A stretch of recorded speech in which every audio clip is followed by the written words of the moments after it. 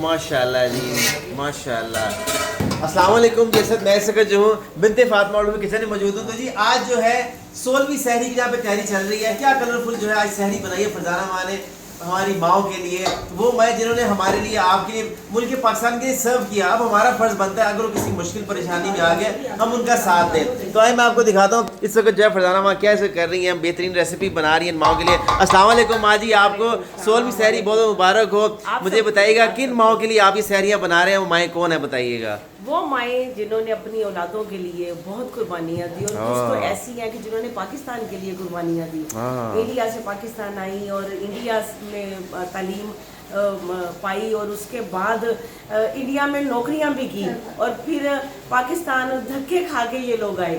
پاکستان ان کے سامنے بنا. تو بالکل ہمارا فرض بنتا ہے کہ ہم جو ہے ان کی ہم قدر کریں. بالکل ایسے ہی. تو جی آئے جی یہاں پہ جو ٹرین کے ٹرے بن رہے ہیں ساتھ میں جو ہے اور اس طرف جو ہے باہر سب لوگ جو ہے بیٹھے ہوئے ہیں. السلام علیکم.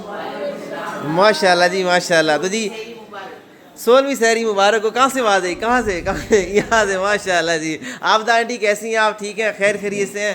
ماشاءاللہ جی. آبدہ آنٹی ابھی تک سارے روزے جا رہے ہیں آپ کے.